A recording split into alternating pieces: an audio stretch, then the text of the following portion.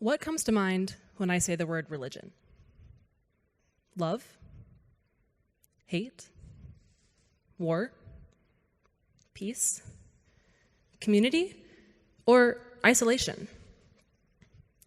Theological belief has shaped humanity for thousands of years and has affected practically everyone in one way or another.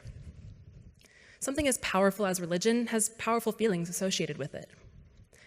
In this talk, I will give a brief overview of Christianity, Islam, and Judaism, and how we can use our understanding of other people and their beliefs to promote peace amongst each other.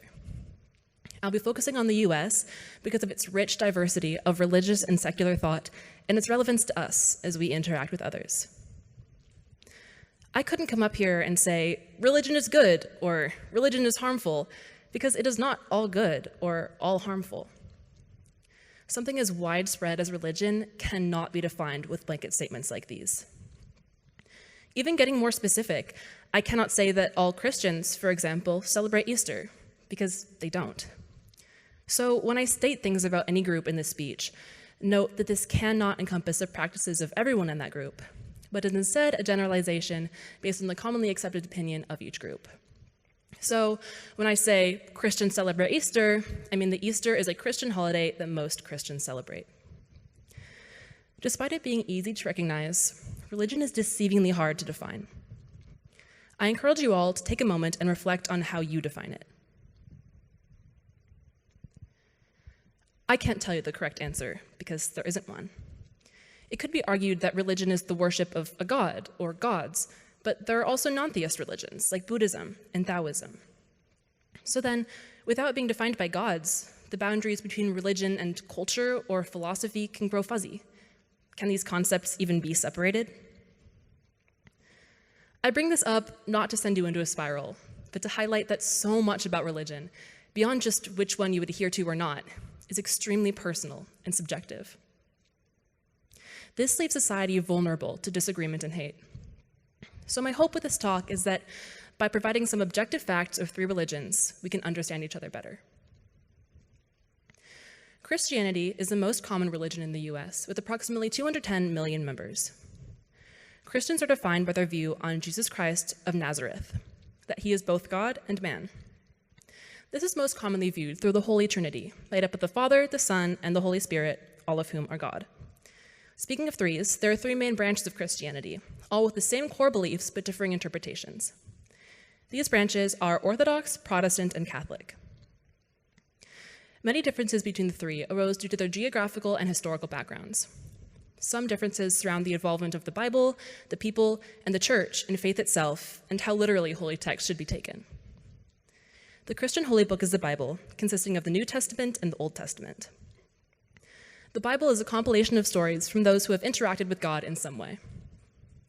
To most sects of Christianity, Sunday is a holy day where people go to church, their place of worship. Some Christian holidays are Christmas and Easter. Given their large numbers in the US, Christians have a huge impact on American society. As a large aspect of Christianity is helping others, many well-known charities such as the Salvation Army and Hope International are Christian organizations. Holding the fewest people of these three in the US is Islam. Islam in Arabic means submission, so Islam is all about submitting to God.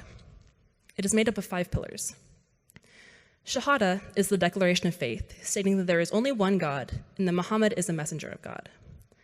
Salah is prayer, which must happen 5 times a day, facing the Kaaba in Mecca. Sawm is fasting from dawn to dusk in the month of Ramadan, a period of 29 to 30 days. Being based on the lunar calendar, in 2025 it will begin in February. Zakat is almsgiving, where 2.5% of one's wealth must go to charity. Hajj is the pilgrimage to Mecca in Saudi Arabia, which must be done at least once in a Muslim's life. There are 2 main denominations of Islam, Shia and Sunni. Both follow these same 5 pillars and have the Quran as their holy book. Friday is the most important day of the week to go to the mosque or masjid, both different names for a place of group prayer. 2 important Islamic holidays are Eid al-Adha and Eid al-Fitr. The biggest misconception about Islam is that it promotes violence. This is completely false. The Quran promotes peace and kindness. Society tends to only focus on and discuss events that prove their claims. While we see more violence on the news that is claimed to be justified by Islam, there's far more kindness inspired by Islam. About 2.4% of the US is Jewish. Jewish faith is based on the Tanakh, composed of the Torah, the 5 books of Moses, Nevi'im, books of the prophets, and Ketuvim, writing songs, poems, and stories. Something that sets Judaism apart from Christianity and Islam is that generally this faith does not seek out converts. This is because Judaism is not just a religion, but a lineage. Someone can be Jewish and atheist if their mother is Jewish. Judaism is passed down through the mother, and that matrilineal descent is what makes people Jewish. Jewish people, according to the Torah, are the chosen people of God and their descendants. These chosen people have more religious responsibilities than others. There are many laws that are treated differently by certain groups. The 3 main groups regarding the treatment of these laws are Reform Judaism, observing these laws through a modern lens, Conservative Judaism, focusing on preserving some laws but adapting others for the modern time, and Orthodox Judaism, following Jewish law as exactly as possible. These laws include keeping kosher, specific dietary requirements, not working on Shabbat from Friday evening to Saturday evening, and prayer. There are many Jewish holidays, but among the most holy are Rosh Hashanah and Yom Kippur. Jewish people, both religious and not, have faced incredible discrimination throughout history. After speaking to and learning from several Jewish people, one misconception that people wanted to clear up was that Jewish people believe they're superior to non-Jewish people just because they're the chosen people. In reality, those 2 beliefs are not the same, with the former being very uncommon. Judaism is about peace and God, not superiority. The reason I chose to talk about these 3 faiths in particular is simply because they're the 3 most common organized religions in the US. However, they have more than just that in common. Christianity, Judaism, and Islam are also all Abrahamic faiths, meaning they all stem from a common canon, including the story of Abraham. They may have split off at different points in history, but the 3 share many similar beliefs, one of which being the belief that kindness and compassion are vitally important. Thus, it is not in the best interest of anyone, religious or not, to be hateful. So, why is religious discrimination so common? There are actually quite a few reasons.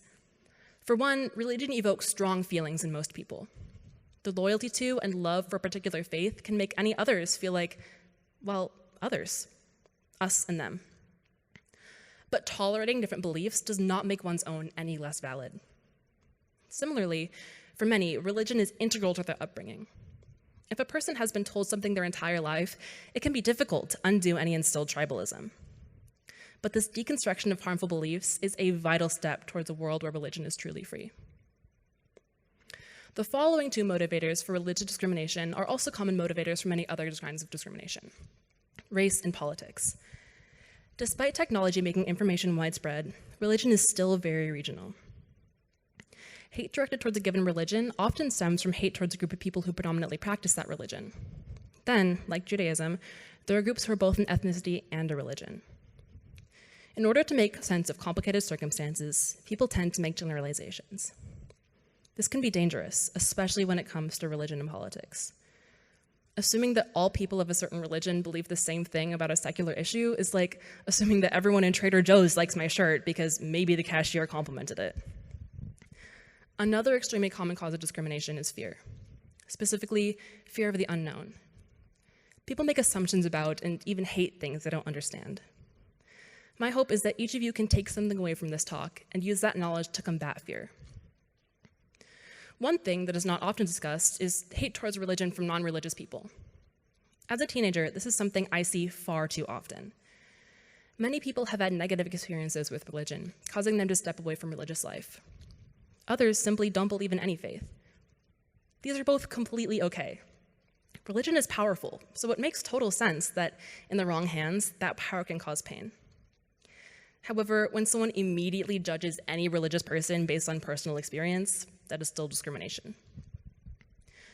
Religious discrimination is not a thing of the past and is still very prevalent in society. Extremely hateful beliefs remaining from World War II and stereotypes from September 11th continue to cause immense harm. People are verbally and physically attacked, places of worship are vandalized, and judgment and hate are constantly present in discussions surrounding religion. So, how can we combat this? You already are. The first step is always education. Now, this was an extremely brief overview of just 3 religions. If this talk sparked some curiosity, which I hope it has, I encourage you to continue to learn directly from followers of specific faiths. I've found social media to be a fun and accessible source of information when supplemented by a quick Google fact check. Use knowledge to combat hate by educating others. You'd be surprised by how many people truly think their hateful beliefs are facts. Sometimes a simple statistic or source is all it takes to calm the waters a bit. Hate will always exist in the world. However, with information and empathy, we can outweigh it with peace.